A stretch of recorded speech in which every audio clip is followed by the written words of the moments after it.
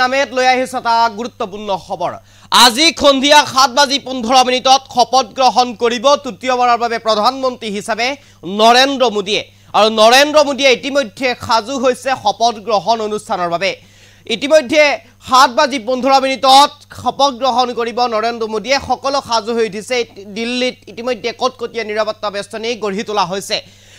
শপত গ্ৰহণ অনুষ্ঠানত উপস্থিত থাকিব প্ৰায় 8,000 অতিথি। উপস্থিত থাকিব কেইবাখনো ৰাষ্ট্ৰৰ মুৰব্বী আৰু ইতিমধ্যে আহি উপস্থিত হৈছে কেইবাখনো ৰাষ্ট্ৰৰ মুৰব্বী আৰু মুৰব্বীসকলো উপস্থিত থাকিব শপত গ্ৰহণ অনুষ্ঠানত। সন্ধিয়া 7:15 নৰেন্দ্ৰ মোদীয়ে তৃতীয়বাৰৰ বাবে প্ৰধানমন্ত্ৰী হিচাপে শপত গ্ৰহণ কৰিব। সবিশেষ আপোনালোকৰ বাবে। আজি পুনৰ দ্বিতীয়বাৰৰ বাবে প্ৰধানমন্ত্ৰী ৰূপে শপত ল'ব নৰেন্দ্ৰ মোদীয়ে। শপত গ্ৰহণৰ বাবে ইতিমধ্যে সাজু হৈছে নৰেন্দ্ৰ মোদী। শপত গ্ৰহণ অনুষ্ঠানত উপস্থিত থাকিব প্ৰায় 8,000 অতিথি। আজি সন্ধিয়া 7:15 শপত গ্ৰহণ কৰিব নৰেন্দ্ৰ মোদীয়ে। শপত গ্ৰহণ অনুষ্ঠানত থাকিব কেইবাখনো ৰাষ্ট্ৰৰ মুৰব্বী। শপত গ্ৰহণ অনুষ্ঠানত আহিব ভূটান, নেপাল, বাংলাদেশ, মালদ্বীপ আদি কেইবাখনো ৰাষ্ট্ৰৰ মুৰব্বী উপস্থিত থাকিব শপত গ্ৰহণ অনুষ্ঠানত। আৰু বিশেষভাৱে উপস্থিত থাকিব সংসদ ভৱন নিৰ্মাণ কৰা শ্ৰমিকসকলকো ইতিমধ্যে শপত গ্ৰহণ অনুষ্ঠানলৈ আমন্ত্ৰণ জনোৱা হৈছে। তৃতীয়বাৰৰ বাবে প্ৰধানমন্ত্ৰী ৰূপে নৰেন্দ্ৰ মোদী আজি শপত ল'ব। সন্ধিয়া 7:15 নৰেন্দ্ৰ মোদীয়ে শপত গ্ৰহণ নৰেন্দ্ৰ মোদীয়ে ভাৰতৰ তৃতীয়বাৰৰ বাবে প্ৰধানমন্ত্ৰী ৰূপে শপত গ্ৰহণ কৰিবলৈ ইতিমধ্যে সাজু হৈছে নৰেন্দ্ৰ মোদী। আৰু এই শপত গ্ৰহণ অনুষ্ঠানৰ বাবে ইতিমধ্যে দিল্লীত কটকটীয়া নিৰাপত্তা বেষ্টনী গঢ়ি তোলা হৈছে। 144 ধাৰা দিয়া হৈছে দিল্লীত। আৰু ইতিমধ্যে ন' ফ্লাইং জোন হিচাপে গঢ়ি তোলা হৈছে দিল্লীক। আৰু ইতিমধ্যে কেইবাখনো ৰাষ্ট্ৰৰ মুৰব্বীসকল আহি উপস্থিত হৈছে। বাংলাদেশৰ প্ৰধানমন্ত্ৰী শ্বেখ হাছিনা আহি উপস্থিত হৈছে। মালদ্বীপৰ ৰাষ্ট্ৰপতি আহিছে। ভূটানৰ ৰজাও আহিব সেই স্থানতে। আৰু ইতিমধ্যে আমি দেখুৱাইছোঁ কেইবাগৰাকীও ৰাষ্ট্ৰৰ মুৰব্বী আহি উপস্থিত হ'ব আজি শপত গ্ৰহণ অনুষ্ঠানত। আৰু যিহেতুকে তৃতীয়বাৰৰ বাবে অভিলেখ সৃষ্টি কৰি তৃতীয়বাৰৰ বাবে প্ৰধানমন্ত্ৰী ৰূপে শপত গ্ৰহণ কৰিব আজি নৰেন্দ্ৰ মোদীয়ে। আৰু নৰেন্দ্ৰ মোদীয়ে শপত গ্ৰহণ কৰিবৰ বাবে ইতিমধ্যে সাজু হৈছে। দিল্লীত ইতিমধ্যে কটকটীয়া নিৰাপত্তা বেষ্টনী গঢ়ি তোলা হৈছে। 144 ধাৰা জাৰি কৰা হৈছে। আৰু ৰাতিপুৱাৰ ভাগতেই যি মহাত্মা গান্ধীৰ যি মূৰ্তি আছে তাত ইতিমধ্যে মাল্যাৰ্পণ কৰিছে ৰাতিপুৱাৰ ভাগতেই। আৰু ইতিমধ্যে সাজু হৈছে, সকলো সাজু কৰি তোলা হৈছে।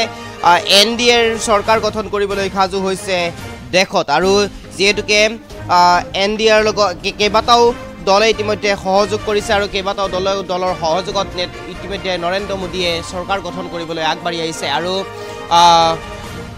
নৰেন্দ্ৰ মোদীক ইতিমধ্যে নেতা হিচাপে NDAৰ নেতা হিচাপে নিৰ্বাচিত কৰিছে। তাৰ পিছতেই আজিৰ দিনটোত শপত গ্ৰহণ অনুষ্ঠানৰ বাবে নিৰ্ধাৰিত কৰা হৈছে আজিৰ দিনটো। আৰু আজি সন্ধিয়া 7:15 নৰেন্দ্ৰ মোদীয়ে দেশৰ তৃতীয়বাৰৰ বাবে প্ৰধানমন্ত্ৰী হিচাপে শপত গ্ৰহণ কৰিবলৈ সাজু হৈছে। আৰু ইতিমধ্যে আমি দেখুৱাই গৈছোঁ নৰেন্দ্ৰ মোদীয়ে আজি শপত গ্ৰহণ কৰিব। উপস্থিত থাকিব কেইবাখনো ৰাষ্ট্ৰৰ মুৰব্বী আৰু কেইবাখনো ৰাষ্ট্ৰৰ মুৰব্বী উপস্থিত থাকিব। যিহেতুকে কটকটীয়া নিৰাপত্তা বেষ্টনী গঢ়ি তোলা হৈছে দিল্লীত। ইতিমধ্যে প্ৰত্যেকখন গাড়ী তালাচী চলোৱা পৰিলক্ষিত হৈছে। প্ৰত্যেকখন গাড়ীয়ে তালাচী চলাইছে দিল্লীত। আৰু যিহেতুকে এটা কটকটীয়া নিৰাপত্তা বেষ্টনী গঢ়ি তোলা হৈছে। আৰু চোৰাংচোৱাৰ হাতত ইতিমধ্যে তথ্য থাকিব বুলি উল্লেখ কৰা হৈছে। যিসকল বাহিৰৰ পৰা বিদেশী যিসকল অতিথি আহিব সেই বিদেশী অতিথিসকলৰ যিসমূহ তথ্য বা যিসমূহ নিৰাপত্তা তেওঁলোকৰ বাবে গঢ়ি তোলা হৈছে সেই সকলো চোৰাংচোৱাৰ হাতত থাকিব বুলি ইতিমধ্যে উল্লেখ কৰিছে। আৰু যিহেতুকে আজি দেশৰ প্ৰধানমন্ত্ৰী তৃতীয়বাৰৰ বাবে প্ৰধানমন্ত্ৰী হিচাপে নৰেন্দ্ৰ মোদীয়ে শপত গ্ৰহণ কৰিব। আৰু এই শপত গ্ৰহণ অনুষ্ঠানত কেইবাখনো ৰাষ্ট্ৰৰ মুৰব্বীসকলক আমন্ত্ৰণ জনোৱা হৈছে। মালদ্বীপৰ ৰাষ্ট্ৰপতিও আহি উপস্থিত হ'ব। কাৰণ মালদ্বীপৰ লগত শেহতীয়াভাৱে ভাৰতৰ প্ৰধানমন্ত্ৰী নৰেন্দ্ৰ মোদীৰ কিছু চৰ্চা হোৱা পৰিলক্ষিত হৈছিলে। সেই চৰ্চা অব্যাহত থকাৰ সময়তেই যিহেতুকে আজি উপস্থিত থাকিব এতিয়া মালদ্বীপৰ ৰাষ্ট্ৰপতি উপস্থিত থাকিব। আৰু ভাৰত বা বাংলাদেশৰ প্ৰধানমন্ত্ৰী শ্বেখ হাছিনাকো আমন্ত্ৰণ জনোৱা হৈছে। বাংলাদেশৰ প্ৰধানমন্ত্ৰী শ্বেখ হাছিনা ইতিমধ্যে আহি দিল্লীত উপস্থিত হৈছে আৰু যেহেতুকে আজি নৰেন্দ্ৰ মোদীয়ে তৃতীয়বাৰৰ বাবে শপত গ্ৰহণ কৰিব আৰু এই শপত গ্ৰহণ অনুষ্ঠানৰ বাবে সাজু হৈছে নৰেন্দ্ৰ মোদী তথা এনডিএৰ লগত থকা কেইবাটাও দল আৰু ইতিমধ্যে জেডিইউ টিডিপিক লগত লৈ চৰকাৰ গঠন কৰিবলৈ সাজু হৈছে শেহতীয়াভাৱে নিৰ্বাচন ফলাফলৰ পিছতে এক হাহাকাৰময় পৰিৱেশৰ সৃষ্টি হৈছিলে কিয়নো এইবাৰ বিজেপিয়ে কোনো ধৰণৰ মেজিক নাম্বাৰ লাভ কৰা নাছিলে যাৰ বাবে তেওঁলোকে চৰকাৰ গঠনৰ পৰা বিৰত থাকিব লগা হৈছিলে অকলশৰীয়াভাৱে আৰু বা তেওঁলোকে চৰকাৰ গঠন কৰিব পৰা তেওঁলোকৰ ক্ষমতা নাছিলে অকলে কাৰণ তেওঁলোকে মেজিক নাম্বাৰৰ পৰা আঁতৰত থাকিব লগা হৈছিলে তেনে এটা প্ৰেক্ষাপটত তেনে এটা মুহূৰ্ততেই নীতিশ কুমাৰ আৰু চন্দ্ৰবাবু নাইডুৰ সহায় লগা হৈছিলে বিজেপিক আৰু তাৰ পিছতেই কেইবাটাও চৰ্চা অব্যাহত আছিলে কেইবাটাও চৰ্চা হোৱা পৰিলক্ষিত হৈছিলে টিডিপি আৰু জেডিইউ আৰু টিডিপিয়ে যদি আঁতৰি যায় তেনেহ'লে চৰকাৰ গঠন কৰাৰ পৰা বিৰত থাকিব লাগিব বিজেপিয়ে